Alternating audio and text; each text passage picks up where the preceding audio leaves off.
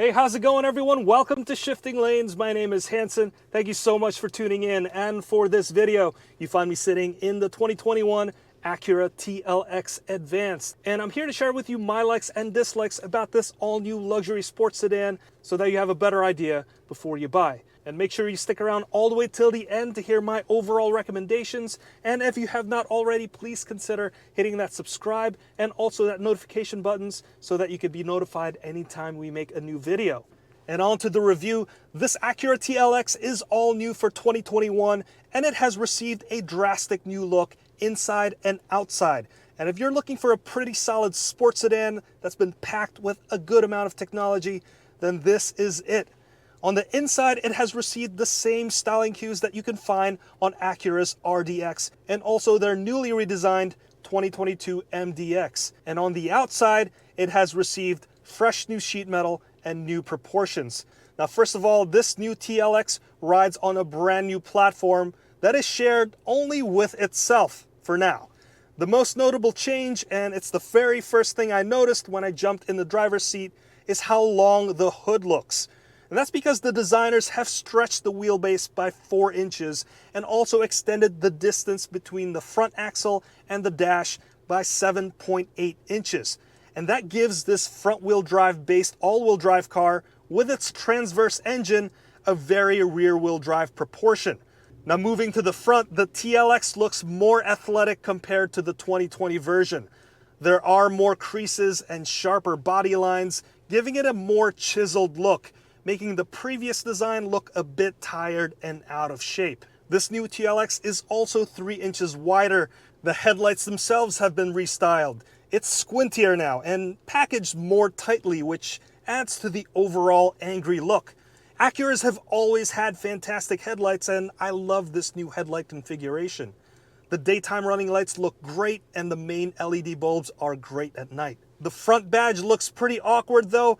There's a bunch of sensors that needs to be protected, so they have this transparent shield in the middle of this big grille. It's normally done well in their other cars, but for this TLX, it looks like it's a name badge that's been plastered on the front bumper. Now, moving to the rear, I like how the back end seems to taper off. It really accentuates the rear quarter panels, putting an emphasis on its wide stance.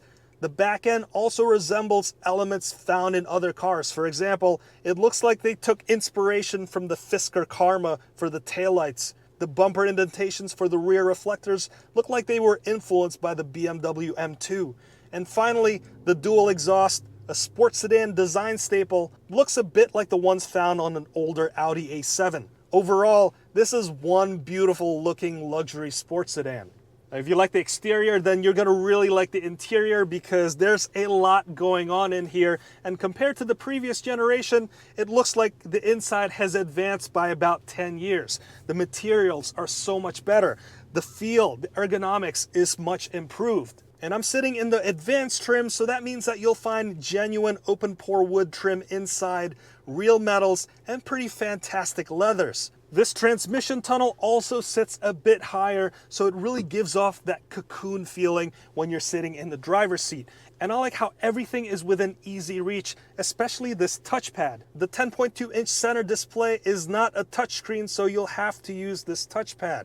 And the unique thing about this touchpad is that it uses absolute positioning, which means that regions of the touchpad corresponds to unique regions on the screen. It takes a bit of getting used to, and there's a bit of a learning curve, but I actually prefer this system once you're comfortable with it compared to Lexus's touchpad. And here's also where this new Acura feels completely different than a Honda, is that this infotainment user interface works so well and looks so good. It's pretty fast, the images are crisp, and the animations are super smooth. Meanwhile, Honda's user interface can still use a ton of work. I also find that this infotainment system is actually fairly easy to use, and I like the fact that the screen's placed further away and it's also more within your line of sight so that it's easier to notice when you're driving, even though it's not recommended, but people are going to do it anyway. So why not make it a little bit easier? Of course, like almost all new cars, this comes with Apple CarPlay and Android Auto.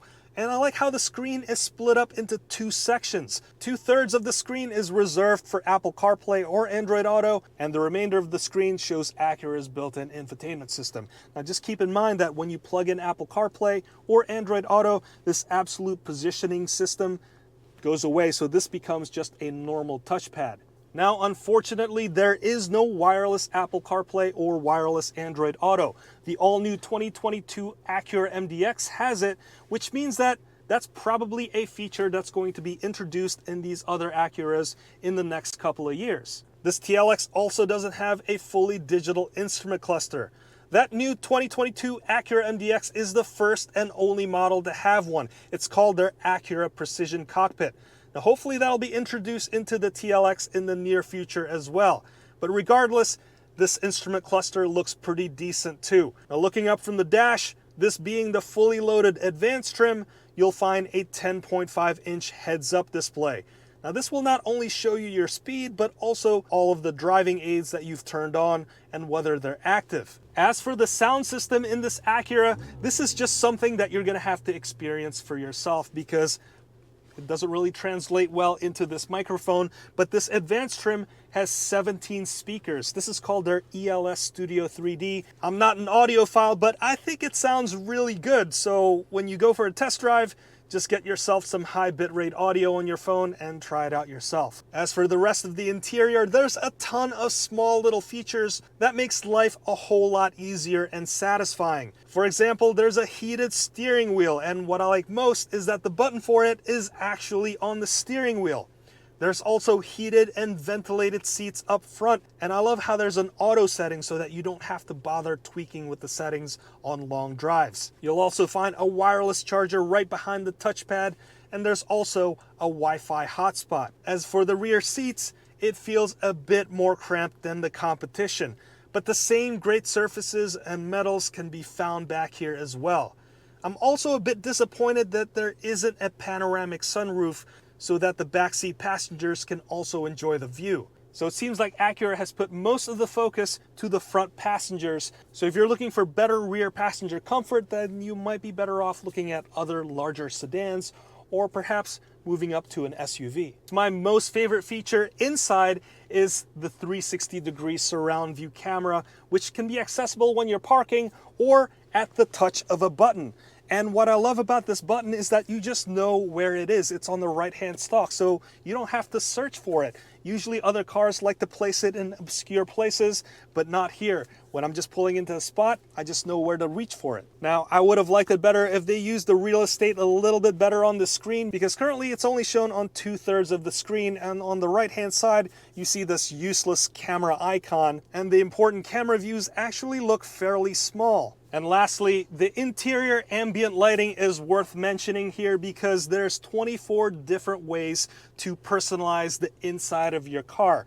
And I like how they didn't just name the colors, they actually have different themes named after iconic drives. Now, some may think that this is completely pointless, but if you've driven at those locations, then this is a good way of reminding you of that experience.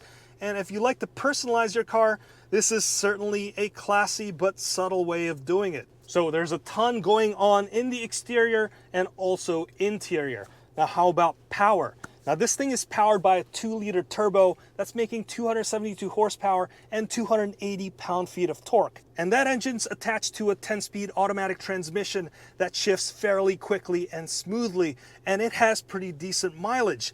This being the super handling all-wheel drive model, you should get 21 city, 29 highway, and 24 combined. Now, this power plant gives the TLX a proper sports sedan feel. It's by far not the quickest one out there, but the engine feels punchy and pretty potent for your everyday driving needs. Now, if you're looking for more power, the upcoming TLX Type S will come with a 3-liter turbo V6, which should make 355 horsepower and 354 pound-feet of torque. It'll also have more aggressive exterior design cues like quad exhaust, rear diffuser, deck-lit spoiler, and a racy-looking front lip.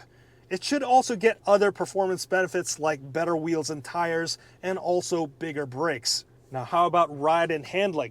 This is now a legitimate sports sedan. This is no longer just a really nice Honda. This is actually a fun car to drive. All of those proportion changes with the hood being longer and the exterior looking like a rear-wheel drive car and the car being wider, those are all great exterior design changes, but that also means that the engineers have been able to pack in more delightful things in here that will make this TLX keep up with the big dogs.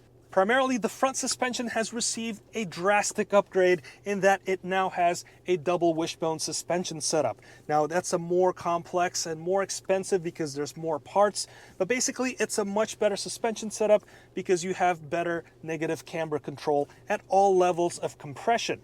So this has the same type of suspension as the Mazda Miata and the Chevrolet Corvette. Now those are fantastic cars. Now I'm not saying that this will compete to the same level, but this basically has performance car credibility. In addition to the suspension design, you also have adjustable dampers, so you can tweak the ride for better comfort or a slightly worse ride but much better responsiveness.